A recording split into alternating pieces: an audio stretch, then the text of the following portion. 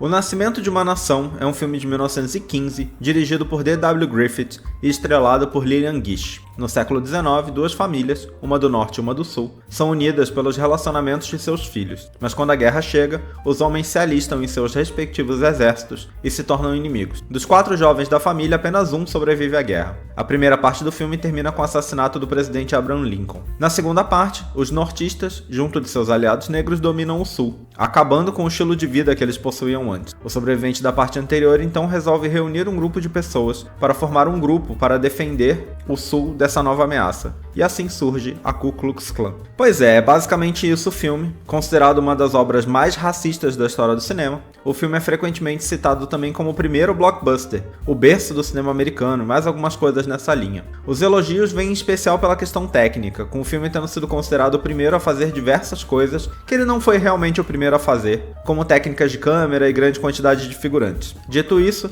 parece realmente ter sido o primeiro filme a ter uma trilha sonora especialmente composta para ele. As problemáticas parecem óbvias apenas pela sinopse, mas alguns fatos menos óbvios e extremamente problemáticos são o fato de que o filme abre com uma citação de um livro escrito pelo então presidente americano Woodrow Wilson, enaltecendo a Ku Klux Klan como, abre aspas, um império do sul para proteger o país sulista, fecha aspas. A organização inclusive estava em declínio na época que o filme foi lançado, mas ganhou força com o incentivo trazido por um filme tão grandioso. No filme, os membros da clã colocam fogo em grandes cruzes, algo que ainda não era feito na vida real, mas inspirou a nova clã, reforçando o impacto que o filme teve no mundo real. Talvez não seja nem algo para ficar surpresa, mas Griffith insistia em dizer que não era racista. Sobre o uso de atores brancos em blackface no filme, ele disse que, abre aspas, ao pesar cuidadosamente cada detalhe a respeito, a decisão foi não ter sangue negro entre os principais, usando-os apenas como figurantes, fecha aspas. Thomas Dixon Jr., autor da peça na qual o filme foi baseado, disse certa vez sobre seus livros, que no geral promoviam supremacia branca, abre aspas, meus livros são uma leitura difícil para um negro, mas ao denunciá-los, eles estão denunciando um de seus melhores amigos, fecha aspas. Sinceramente, são umas falas tão absurdas que fica difícil até de comentar. Enfim, apesar de hoje o filme ser muito citado por conta de suas problemáticas, ele ainda é frequentemente elogiado pelos seus méritos técnicos, que mesmo que criados aqui, não chegam nem perto de serem suficientes para realmente trazer qualquer relevância ao filme nos dias de hoje. Acho que no fim a maior representatividade dele é mostrar quanto dinheiro se gasta para divulgar ideologias horríveis. Pois é, um grande absurdo, um grande clássico do cinema americano. Não, o que não é uma coisa necessariamente positiva, eu diria que clássico, nesse caso, é apenas em relação à fama e, sei lá, não é um juízo de valor, porque eu não acho que valor o filme tem nem metade do que se diz que tem. Realmente é uma história... É importante dizer que a ideia do filme ser provavelmente um dos mais racistas já feitos não é em nenhum sentido porque ele talvez não seja racista. Ele é muito. É só porque deve ter um monte de outros filmes piores por aí, que de repente, por serem feitos em épocas diferentes, não tem tanta fama. É só por isso. Mas é terrível o filme. A gente começa aqui uma grande, quase maratona de filmes do D.W. Griffith, porque é sim considerado um dos maiores diretores do cinema dessa época, do começo ali dos anos 1910, 20. 10 principalmente, 20 ele já estava meio em declínio. É pelos americanos considerado aí um dos, sei lá, pais do cinema americano. É um filme extremamente problemático, é um filme longo, é um filme que não se salva por nada, mas uma coisa que eu acho interessante, e eu vou falar isso aqui porque esse é um assunto que vai surgir muito em vídeos futuros, é que esse filme já é o berço, apenas por ser ali o começo dos longa-metragens americanos, é o berço dessa obsessão do cinema americano, para não dizer dos americanos, já que o nosso assunto aqui é cinema. Vou tentar separar o recorte, mas é meio que o berço dessa obsessão do cinema americano pelo Sul pré-Guerra Civil, ou imediatamente após, né? É um saudosismo por uma época em que, principalmente, se mantinha escravos. E não tem... Certamente existem outras coisas, certamente outras coisas aconteceram,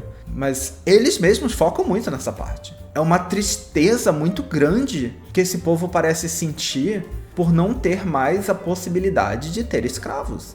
Eu acho que é o tipo de coisa que não é pra ficar totalmente chocado, embora se você chegar meio desavisado, talvez você fique, porque a gente sabe o tamanho das desgraças que tem por aí, mas eu acho um pouco impressionante a quantidade de clássicos do cinema americano, talvez alguns nem tão clássicos assim, mas filmes que são famosos por outros motivos. O filme não é famoso pela história, mas a história é essa. A história é sobre defender o Sul e sobre como o Norte, querendo abolir os escravos, era vilão, maligno, era um povo terrível. Eram criminosos, absurdos, totalmente malignos. A gente vai ver filme de comédia, que é elogiado pela comédia, mas o assunto do filme é esse também. Inclusive alguns que evitam focar no assunto dos escravos, mas claramente, ali nas entrelinhas, é isso que o filme tá defendendo, sabe? É um negócio bem absurdo, assim. O Nascimento de uma Nação é um filme que todo mundo cita. Tipo, você vai falar sobre um filme babaca do cinema americano, um filme escroto, um filme racista e tal, não sei o que, você cita esse. Mas muitos outros filmes eram também e não se fala. O Nascimento de uma Nação tem essa coisa que ele é famoso por 2 pontos. Um ponto que seria legal, mas eu não acho que ele merece, que é os méritos técnicos e tudo mais. Eu não acho que justifica. Eu não acho que ele merece a fama por esse motivo. Mas ele também é muito famoso por ser esse filme racista. Ele é famoso de maneira, assim, criticada, né? É famoso como algo ruim. Ele é também. E aí é muito bizarro.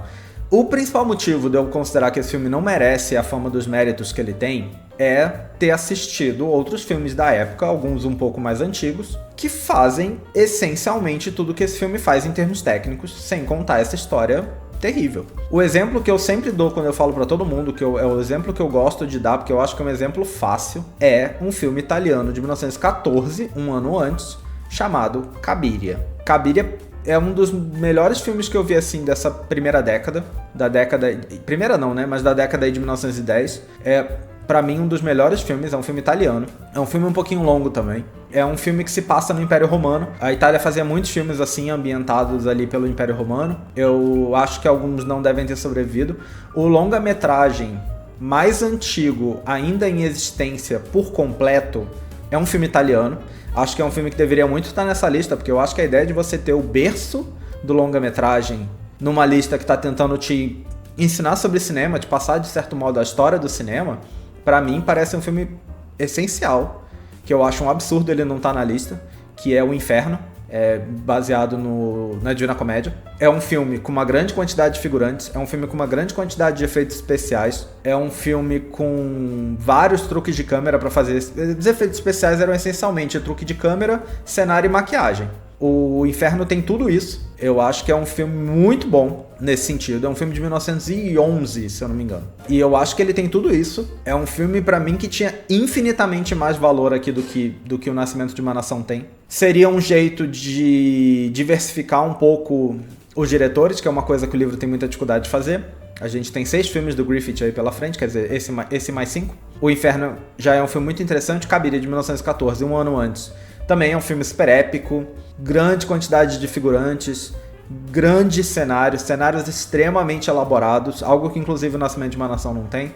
Cenários extremamente elaborados, imensos, construções incríveis para fazer um filme, ou seja, uma baita grana gasta, técnicas de câmera que talvez tenham sido inventadas ali, pelo menos o traveling, que é quando a câmera, em vez de se movimentar só para os lados, ela anda literalmente numa cena. Até onde eu consigo encontrar, o primeiro uso é em Cabiria. É uma das coisas que frequentemente se citava como Nascimento de uma Nação tendo feito pela primeira vez, mas Cabiria fez um ano antes. Talvez tenha feito outras coisas. É muito difícil saber porque muito se perdeu, né? Então se cria essa ideia de que esse foi o primeiro filme a fazer. Talvez não tenha sido, mas é o filme mais antigo que a gente tem ainda e que fez isso, né? Então é complicado. O primeiro longa-metragem, por exemplo, de todos, até onde se sabe, é um australiano, mas é um filme perdido. Então o italiano é o mais antigo que se tem ainda, se tem na íntegra. Então, enfim, é isso. Nascimento de uma Nação, assim, é uma grande palhaçada. Eu acho que não merece nada. Ele é muito mais horrível do que qualquer outra coisa. Mas é um filme que as pessoas insistem em dar atenção pra ele, em falar sobre que é o grande clássico do cinema americano e é o berço do cinema americano e tudo mais. E assim, se esse é o berço do cinema americano, imagina o que vem pela frente, né?